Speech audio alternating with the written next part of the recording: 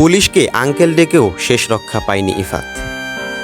মা হিসেবে কি আর বলবো, আমাকে যদি সব কিছু দিয়ে দেয় তাহলেও তো আমার কলিজার টুকরাকে আর কখনো ফিরে পাবো না। আমার মাত্র একটাই ছেলে। আমার ছেলের মতো আর কারো নিরপরাধ ছেলেকে যেন পুলিশ এভাবে গুলি করে না মারে। আমার ছেলে হত্যার বিচার যেন আল্লাহ করেন। আমি আর কারো কাছে বিচার চাই না। আমার ছেলের কোনো অপরাধ ছিল না।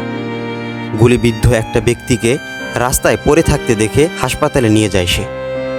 বিষয়টি দেখে ওই হাসপাতাল থেকে আমার ছেলেকে পুলিশ টেনে হেঁচড়ে বের করে নিয়ে এসে বুকে গুলি করে। কাঁদতে কাঁদতে এভাবেই কথাগুলো বলেছিলেন যাত্রাবাড়ির ওনাবিল হাসপাতালের সামনে পুলিশের গুলিতে শহীদ হওয়া ইফাত হাসানের মা কামরুন নাহার।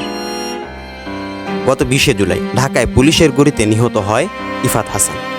পরিবারের অভিযোগ, ইফাতকে হাসপাতাল থেকে জোর করে টেনে এনে গুলি করে পুলিশ। ইফাত হাসান নোয়াখালী জেলার বেগমগঞ্জ উপজেলার রামগঞ্জ ইউনিয়নের মনপুরা গ্রামের ব্যাংকার রবিউল আমান ও কামরুন নাহার দম্পতির একমাত্র ছেলে। 2 বোন 1 ভাইয়ের মধ্যে ইফাত ছিল দ্বিতীয়। ইফাত ঢাকার যাত্রাবাড়ি এলাকার একে হাই স্কুলের 9ম শ্রেণীতে পড়ত। আর বড় বোন উম্মে সালমা ইফতি পড়ে ঢাকা বিশ্ববিদ্যালয়ে। ঘরে রয়েছে 4 বছর বয়সের আদরের ছোট্ট বোন তাজরিয়া।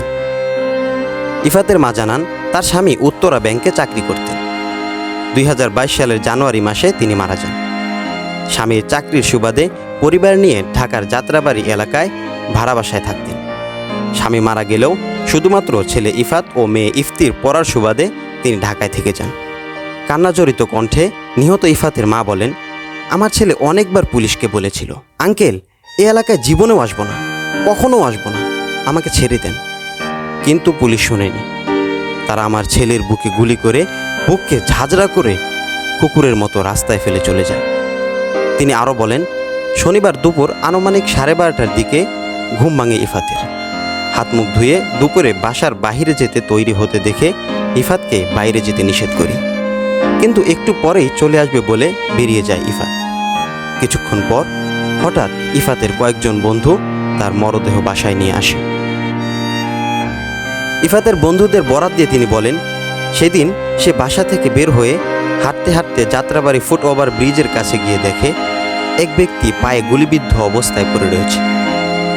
তখন তাকে উদ্ধারে আশেপাশের কেউ এগিয়ে আসেনি, কিন্তু ইফাতের মধ্যে থাকা মানবতা ইফাতকে তাড়া দেয়।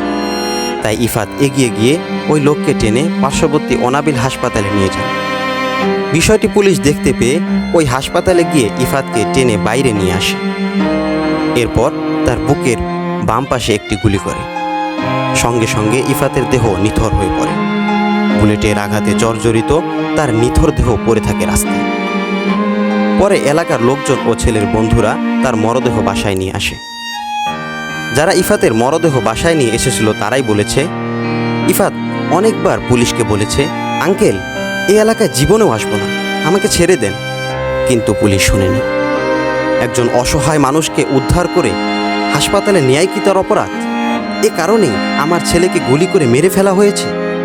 এজন্যই কি 30 লক্ষ মানুষ নিজেদের রক্ত দিয়ে 71-এ এদের স্বাধীন করেছিল?